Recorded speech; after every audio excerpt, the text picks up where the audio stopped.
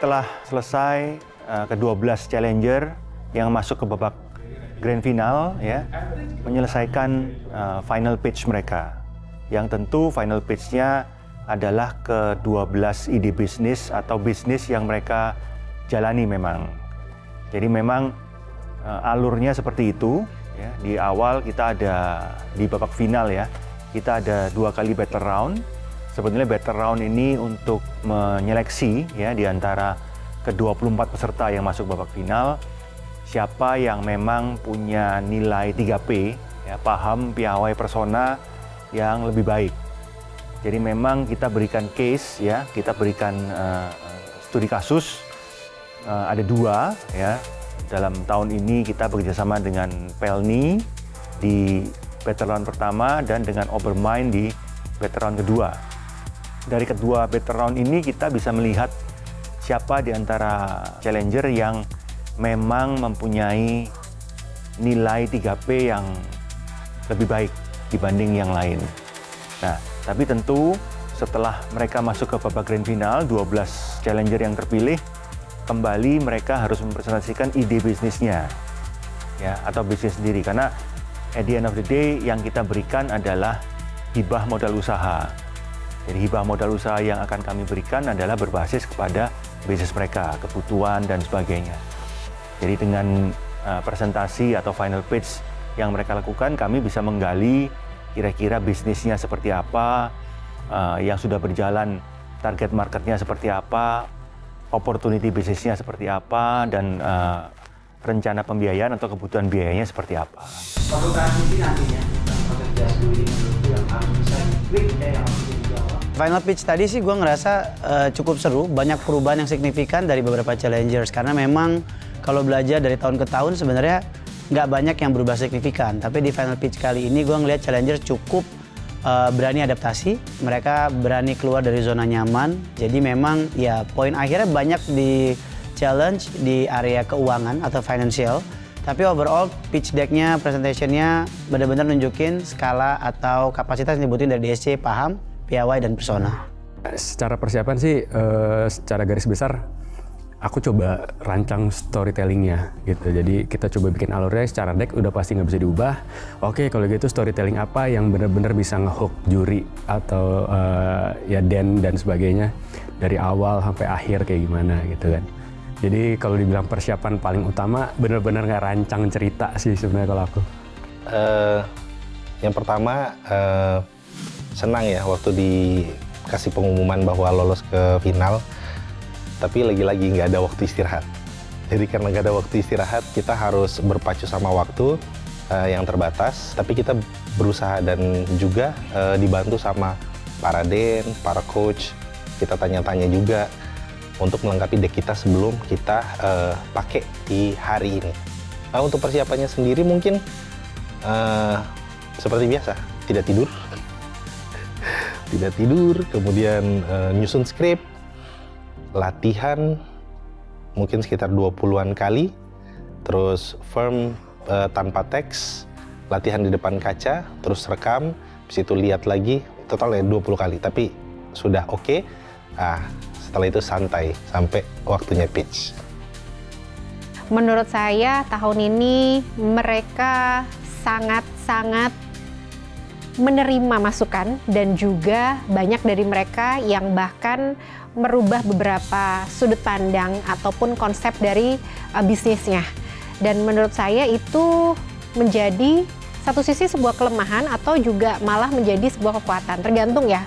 Karena namanya dalam bisnis wajar bagi owner nanti untuk melihat apakah bisnisnya berjalan atau tidak. Ya memang namanya bisnis juga pasti orang akan berusaha mencoba membuktikan apakah ini works atau enggak.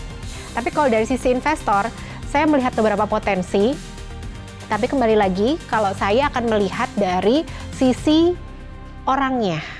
Karena kembali lagi, MSME itu adalah 90% bisnisnya adalah ownernya. Pengambilan keputusan masih sangat dipegang ya, itu dari seberapa agile dan driven dari ownernya. Kelihatan persiapan mereka cukup kuat, tidak ada yang melebihi waktu. Pertanyaan-pertanyaan pun beberapa challengers jawabnya dengan sangat tegas dan juga on point menurut saya pribadi. Jadi saya as a coach di DSC Season 15 ini cukup puas karena beberapa memang ternyata mengosongkan gelas dan merubah perspektif bisnis mereka untuk kemudian pitching dan merebutkan hadiah hibah dari DSC Season 15.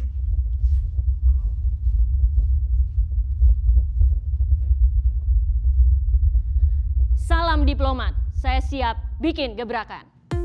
Waktu awal ikut DSC pastinya grandnya. Kebetulan kan bisnisnya lagi butuh.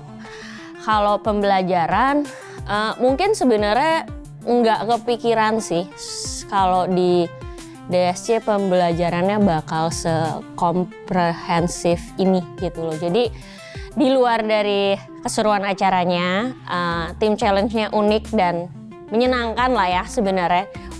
Yang udah umur segini kan udah nggak mungkin lagi ketemu program-program seperti itu, tapi banyak belajar banget sih. Jadi kalau misalnya paling gampang ngelihat yang paling real, pitch deck aku aja berubah lumayan banyak, lumayan drastis, baik dari segi isi, baik dari segi penyampaian. Jadi susah ya kalau mau dibilang sebenarnya sesi mana yang paling berarti atau paling banyak pembelajarannya, tapi paling gampang kalau boleh dibandingin pitch deck pas awal sama pas mulai, baik dari segi material saja sama cara penyampaian tuh berubah banget. Dari awal proses sampai hari ini tuh sebenarnya benar-benar nggak nyangka.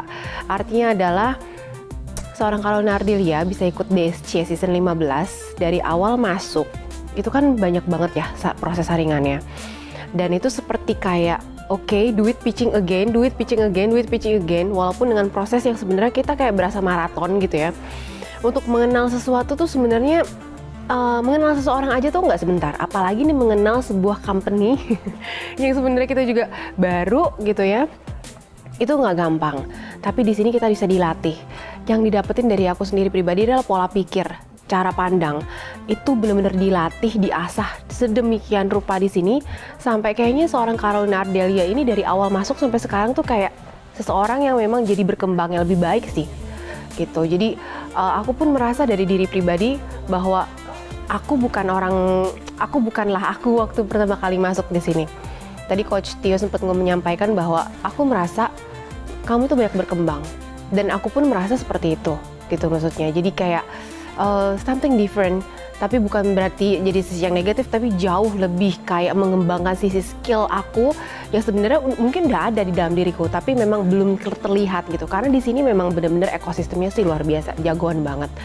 Coachingnya, sistemnya ada one on one, tuh benar-benar, dan aku lihat kayak ekosistemnya, dennya semua terlibat gitu, kayak gila. Dan panitia-panitianya itu luar biasa, aku belajar banyak banget gitu. Belajar banyak banget yang nggak cuman dari sisi apa yang kita kasih ya, apa yang kita terima gitu, dari materi-materi ya, mental gitu ya, benar-benar dihajar habis di Pelni luar biasa. Ini Surabaya panas pol gitu. Dijemur, ternyata ada pelajaran disiplin. Itu aku selama di Pelni, selama di AL mikir nih, kayaknya tim aku bawa ke sini bener ini. saking bener-bener ngebentuk banget gitu. Banyak yang mungkin berpikir bahwa kewirausahaan itu hanya soal keuntungan financial. Tetapi di DSC kita melihat hal yang berbeda. Keuntungan material hanyalah efek samping. Misi utama kita adalah menciptakan impact bagi masyarakat, lingkungan, bahkan pada diri kita sendiri. Komitmen DSC sebagai ekosistem yang hadir selain melalui kompetisi, fase-fase DSC sebenarnya menunjukkan bahwa edukasi itu penting.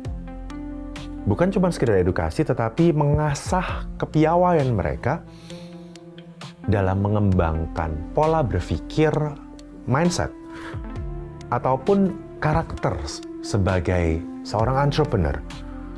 Dan yang paling penting adalah bicara tentang yang namanya mentalitas sebagai seorang founder, di mana ketika kita berada di ekosistem yang tepat, begitu ya, sinergi, matching, saling atau konektivitas antar sesama member di dalamnya atau sesama entrepreneur di dalamnya secara organik pasti akan terjadi selama punya visi yang kuat,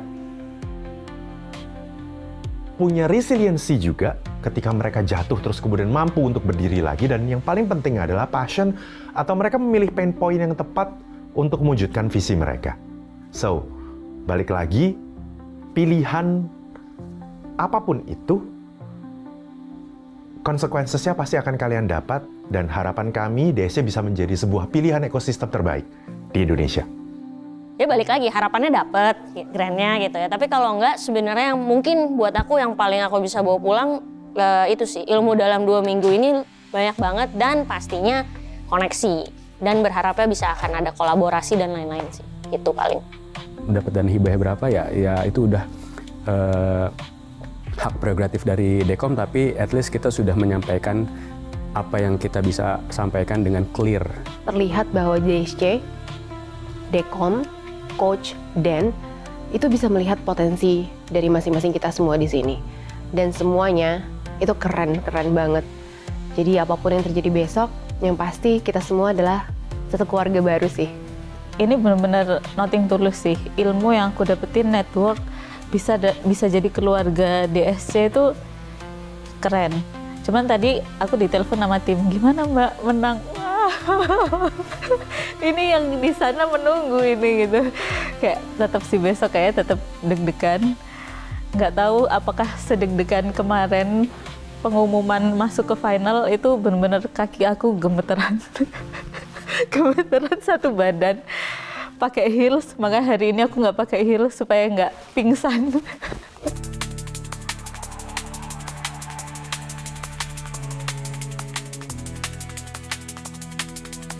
Besok kita akan masuk ke malam inaugurasi, ya. Di situ kita akan menentukan siapa di antara ke-12 challenger yang akan mendapatkan hibah modal usaha dari Diplomat Sales Challenge. Ya. Dan setiap tahun memang Diplomat Sales Challenge itu akan selalu hadir, ya, karena ini kan kita sudah 15 tahun mengadakan ini, dan ini sudah menjadi suatu ekosistem sebetulnya. Jadi bukan hanya menjadi suatu kompetisi, tapi kalau kita lihat sudah ada Dan di situ, sudah ada coach yang hebat-hebat, kemudian Dewan Komisioner yang juga menguasai di bidangnya. Itu dengan proses yang kita jalani selama 15 tahun, itu sudah jadi suatu ekosistem. Dan itu tentu akan terus dijalankan. Artinya ekosistem ini akan terus digelindingkan, tidak berhenti sampai dengan saat ini.